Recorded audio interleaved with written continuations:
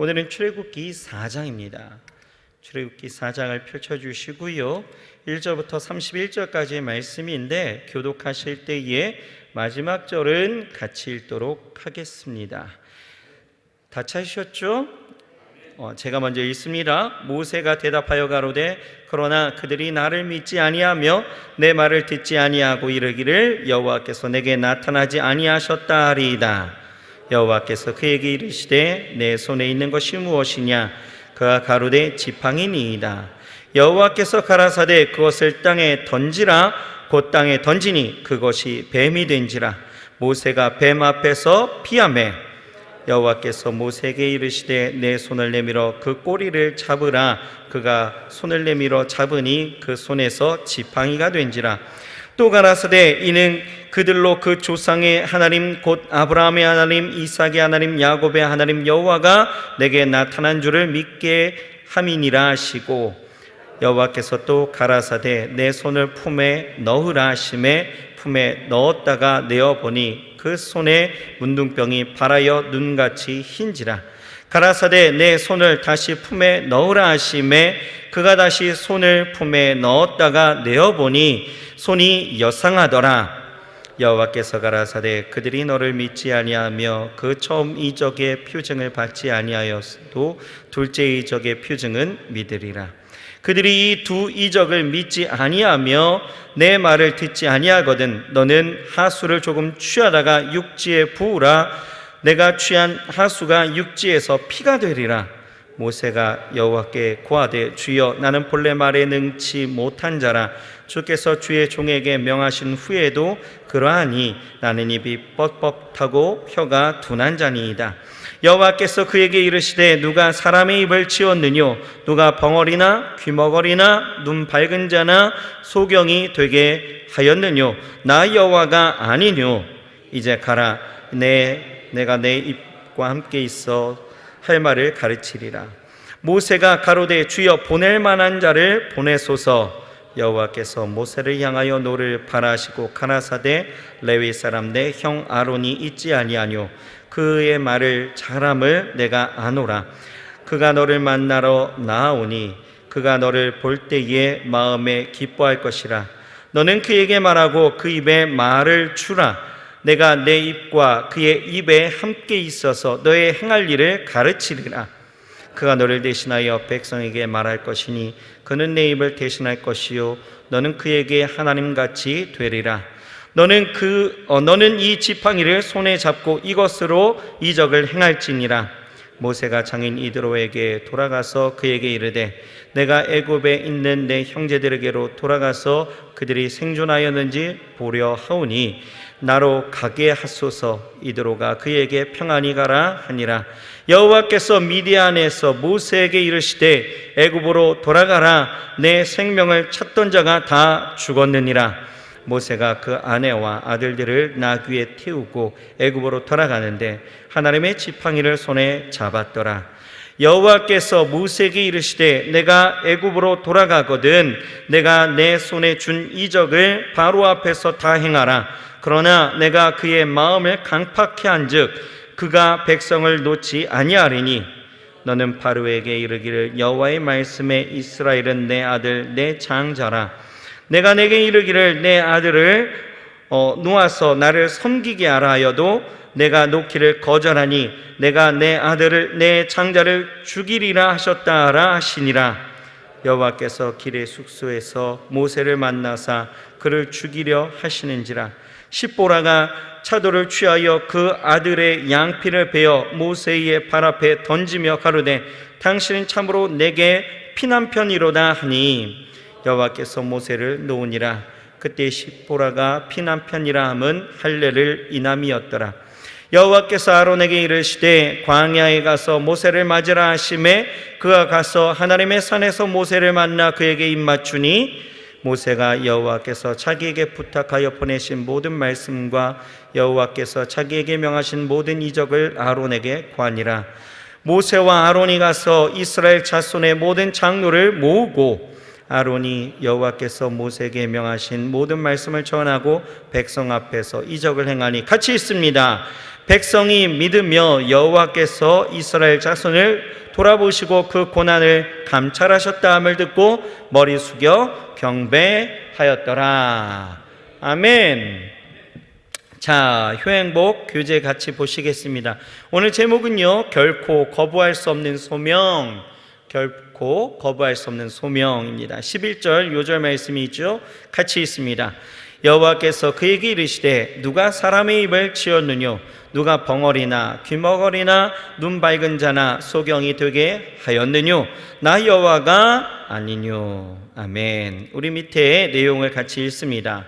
하나님께서 이스라엘 백성을 구출해 내라는 명령을 하실 때 모세는 인간적인 두려움을 가지고 변명하면서 그것을 거절했다.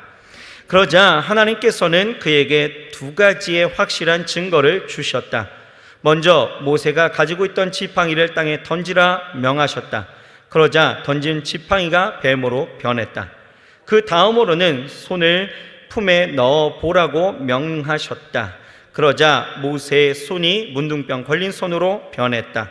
하나님께서는 사람들이 만일 이 두 가지 표징도 믿지 못한다면 하수를 조금 취하여 육지에 부으라고 말씀하셨다. 그러면 그 하수가 피로 변하게 될 것이라고 말씀하셨다.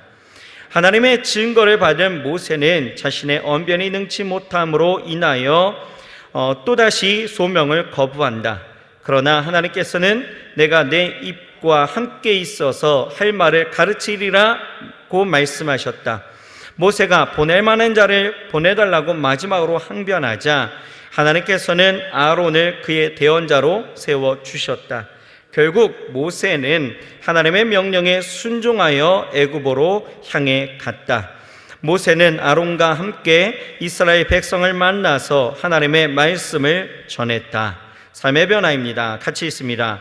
소명을 거절하는 모세의 변명은 모세가 출애굽의 역사를 자신의 능력과 지혜로 이루어야 하는 것으로 오해하고 있었음을 말해준다. 또한 이러한 변명은 자신의 한계에 대한 모세의 겸손한 자세라기보다 하나님의 능력에 대한 불신이라고 볼 수 있다. 하나님의 사람, 그 일꾼으로 쓰임받는 것은 하나님을 위해 내 힘으로 무엇을 이루는 것이 아니라 하나님께서 나를 통해 일하시도록 스스로를 포기하는 것이다. 이제 내 삶의 주인은 바로 우리가 주님이라고 고백하는 하나님이신 것이다. 아멘. 자, 오늘 본문을 보면 이 모세는 자신의 인간적인 그 한계를 이유로 거듭해서 하나님의 소명을 거부하는 그 나약함을 보여주고 있습니다. 다시 말해서 모세는 연약한 인간을 들어서 큰 일을 하실 수 있는 하나님의 능력에 대해서 확신하지 못하고 있다라는 것입니다. 이에 대해서 하나님은 어떻게 하셔요? 그에게 두 가지 표징과 이적을 보여주심으로 확신을 심어주시는데, 이러한 본문을 통해서 우리가 깨닫는 것은 바로 무엇이냐? 첫 번째는 두려움은 하나님을 온전히 신뢰하지 못하는 증거이다라는 것입니다. 여러분, 장인은 연장 탓하지 않습니다. 누가 연장 탓을 하고 있습니까? 실력이 없는 사람이죠. 진짜 실력이 있는 사람은요, 연장이 어떻든 그것이 얼마짜리이고 어떤 재질로 만들어졌는지가 중요하지 않아요. 자신이 가진 능력으로 얼마든지 뚝딱하는 겁니다. 하나님도 그렇습니다. 도구가 되어지는 우리가 문제되지 않는다라는 거예요. 성경을 보면 그러한 예가 얼마든지 있지 않습니까? 예를 들면 기드온이 그래요. 기드온은 미디안의 군대가 무서워서 숨어서 밀을 이 포도주 틀에서 타작을 하죠. 그런데 기드온에게 하나님이 말씀하시길 뭐라고 말씀하시냐? 큰 용사여 라고 말씀하시는 거예요. 그러면서 그를 쓰시겠다라는 거죠. 그런데 이 겁쟁이 기드온은 계속 피하려고만 합니다. 그렇게 기드온도 이 모세와 같이 표징을 구하죠. 양털 한 뭉치를 가져다가 마당에 두고 아침에 이슬이 거기에만 내리면 내가 믿겠다라는 거예요. 그랬더니 그 다음날 어떻게 됩니까? 그대로 되어지죠. 그런데 의심했던 기드온은 또 그건 그럴 수 있다라는 거예요. 그래서 이번에는 반대로 땅은 다 이슬로 졌고 양털만 말라있게 해달라는 거죠. 연약한 이 기드온을 데리고 하나님은 어떻게 하십니까? 도구가 문제되어지지 않았다라는 거예요. 하나님의 그 전능하심을 통해서 미디안의 그 연합군들을, 대적을 다 이기게 하셨다라는 거죠. 여러분, 여기서 우리가 무엇을 생각할 수 있습니까? 기드온의 연약함입니까? 아니죠. 기드온을 쓰신 전능하신 하나님을 우리는 바라보면서 나아가야 될 줄 믿습니다. 여러분, 우리는 어떻든 상관없어요. 세상은 실력이 있어야 쓰임받고 능력이 있어야 인정을 받는 거예요. 그러나 하나님의 계산 법칙은 다르다라는 것입니다. 너희는 어떠하든 상관없다라는 거예요. 믿음으로 순종할 수 있다라면 얼마든지 괜찮다라는 것입니다. 왜요? 능력은 누구에게 있다? 여호와 하나님에게만 있다라는 것입니다. 그러니 지금 내가 나를 생각했을 때는 능력이 없어 보여서 정말 인생이 두렵고 인생 가운데서 내가 어떻게 해야 될지 모를 것 같지만, 여러분, 우리는 두려워하지 않아도 된다라는 거예요. 그런데 여러분, 지금 모세를 보세요. 모세가 두려워하고 있습니다. 왜요? 하나님을 전적으로 신뢰하지 못했기 때문이죠. 여러분, 우리의 두려움이 왜 생겨날까? 잘 생각해 보면 사실 하나님을 온전히 인정하지 못하는, 확신하지 못하는 우리 연약한 믿음 가운데 있었다라는 것을 우리는 깨달아야 될 줄 믿습니다. 즉 모세는 인간의 생사화복을 주관하시고 역사를 홀로 주관하시는 하나님을 신뢰하지 못했기 때문에 사람이 두려웠다라는 것입니다.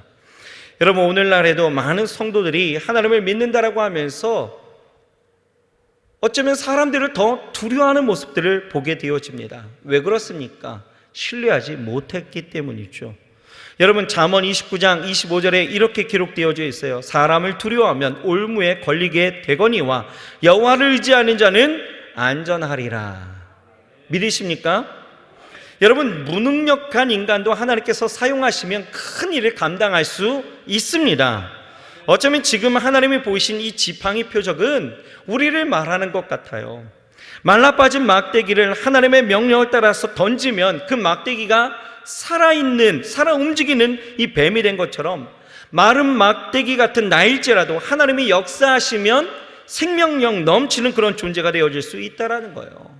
그러니 여러분, 비록 세상적으로 볼품없는 존재일 것 같아도 얼마든지 하나님은 나를 들어서 그 명령에 순종하게 되어지면, 나를 통해서 하나님이 일하시고 나를 하나님의 일꾼으로 삼으셨다라면 반드시 그 일을 이루심을 여러분 믿으시길 바랍니다.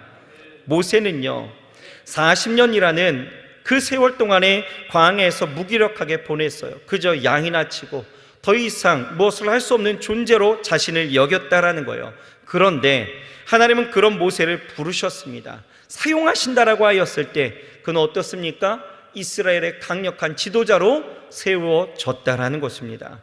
여러분, 이 세상의 모든 주권은 하나님 안에 있음을 믿으시기 바랍니다.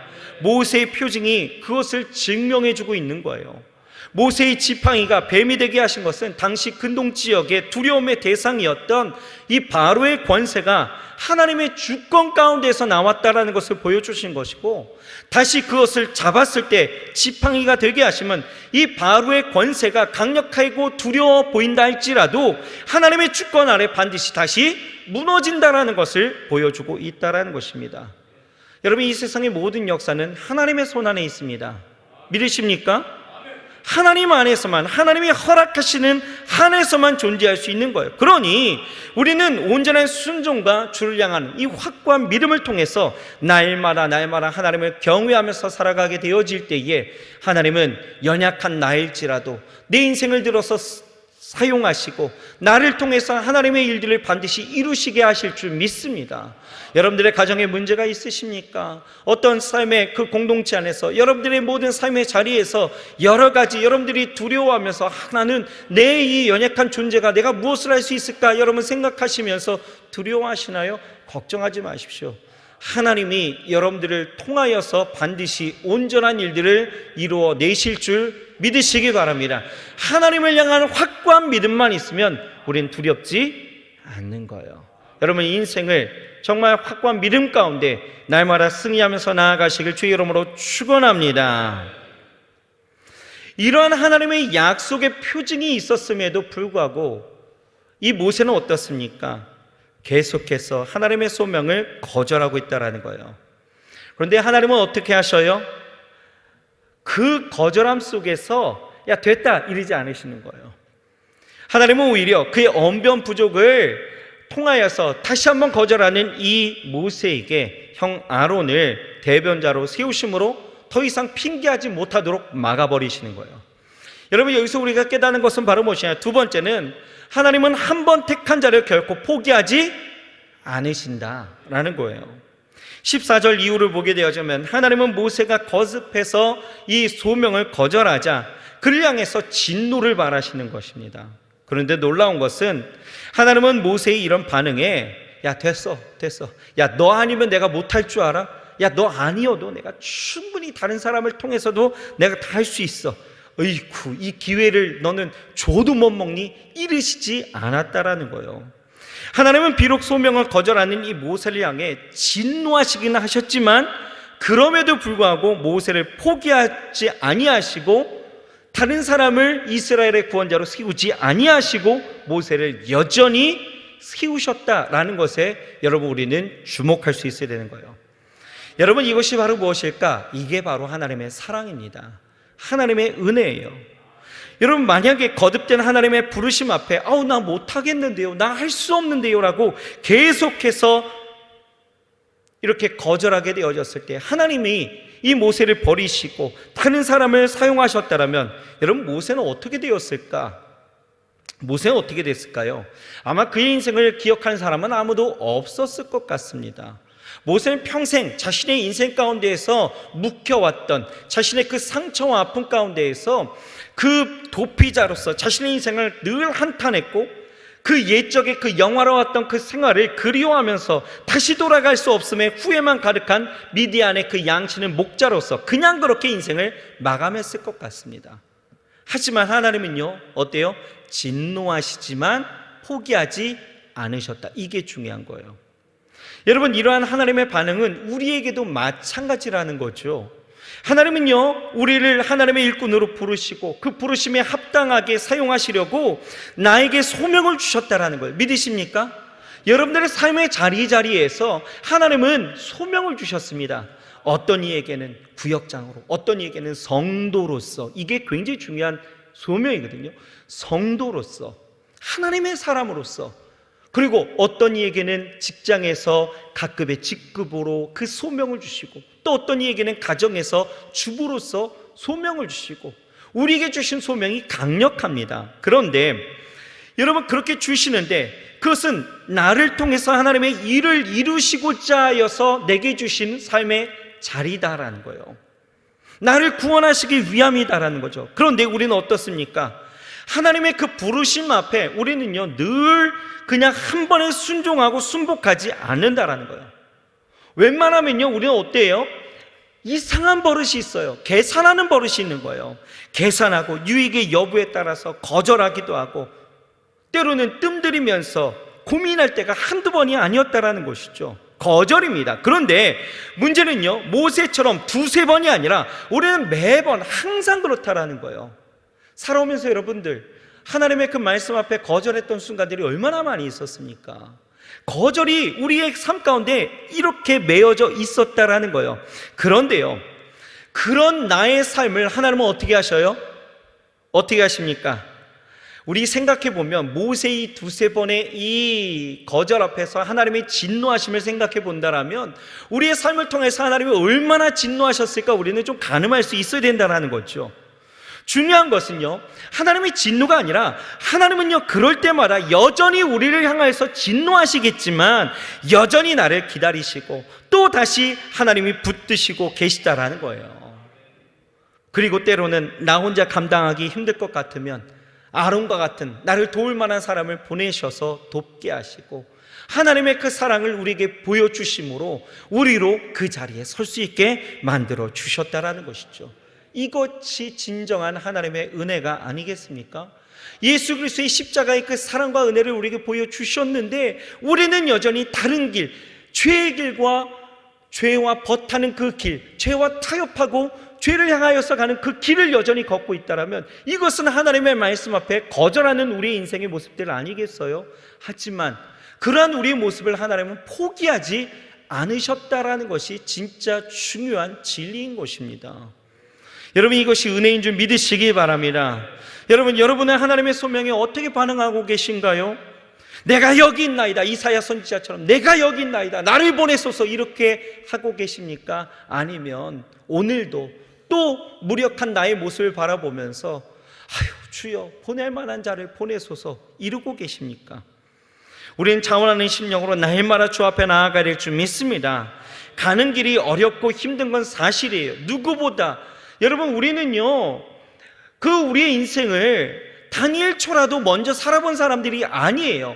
매 순간이 새로운 삶을 살고 있는 사람들이기 때문에 앞날에 변화되어지는 여러 가지 일들과 내 삶 가운데 불완전한 그 모든 일들이 나를 두렵게 하는 것은 사실이에요. 가는 길이 어렵고 힘들 수 있어요. 하지만 여러분, 걱정은 하지 마시기 바랍니다. 왜요? 하나님은 우리와 항상 함께 계신다라고 약속하셨다라는 거예요. 오늘 말씀 가운데서도 너의 입에 내가 함께 하겠다라고 말씀하고 있다라는 거죠. 여러분, 그래서 중요한 것은요, 우리는 매 순간 뭘 잘해야 되느냐? 결단을 잘해야 되는 것입니다. 결단해야 합니다. 모세는요 18절 이후를 보게 되어지면 마침내 그 하나님의 소명을 응하여서 이 이스라엘을 구원해내기 위해서 애굽으로 출발하는 모습을 우리에게 보여주고 있습니다. 결단했다라는 거죠. 모세는 소명을 거절했긴 했지만 하나님의 그 포기 없는 그 사랑 앞에, 그 부르심 앞에 확신하면서 이제 고난당하는 이 동족의 해방을 위해서 자신의 생명까지 그 위험과 불확실성에 내던지는 그 결단을 했다라는 거예요. 여러분, 우리도 이와 같이 하나님의 사랑을 확신하고 계시나요? 하나님이 여러분들을 사랑하시면 믿으십니까? 여러분들에게 은혜를 베풀어 주시면 믿으십니까? 그렇다면 나도 확신하였다라면 나도 오늘 결단하는 거예요. 어떻게 해요? 그 소명에, 그 부르심에 내가 응하여 나아가리라. 주여 나를 보내시옵소서. 나를 가정으로 보내시고, 나를 직장으로 보내시고, 나를 공동체로 보내시고, 나를 내 삶의 자리로 보내주셔서 그곳에서 온전한 하나님의 말씀을 이루어낼 수 있는 하나님의 도구 되게 하여 주시옵소서. 여러분, 날마다 우리의 삶 가운데 이 결단하는 우리의 모습들이 있어야 될 줄 믿습니다. 비록 세상은 우리의 이 모든 결단 앞에 계속해서 도전할 수 있어요. 하지만 여러분, 이 결단함에 결코 걱정은 하지 마시길 바랍니다. 왜요? 하나님은 우리의 결단을 통해서 놀랍게 합력하여 일하시고 하나님의 큰 역사를 이루어 영광됨을 취하실 줄 믿으시길 바랍니다.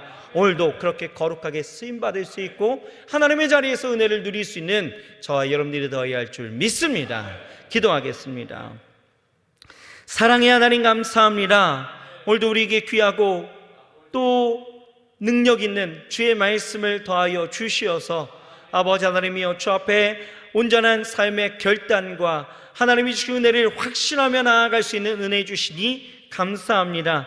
아버지 하나님, 오늘 우리의 삶의 자리에서 온전히 주를 바라보게도 하여 주시옵시고 아버지 하나님이여, 두려움을 갖지 않게도 하여 주옵소서. 인생에 여러 가지 문제가 있으나 그것으로 인하여서 우리가 나의 연약함을 바라보며 또 주저앉고 포기하고 다 거절하는 것이 아니라 온전히 하나님의 말씀 앞에 전능하신 하나님만 바라보며 다시 일어나 걷게도 하여 주시옵시고 아버지 하나님, 우리의 삶의 자리에서 우리와 함께 하시는 그 하나님을 통하여 아버지 하나님이여, 이제는 우리가 아버지 하나님이여 더욱더 주 앞에 힘있고 살아갈 수 있도록 역사하여 주옵소서.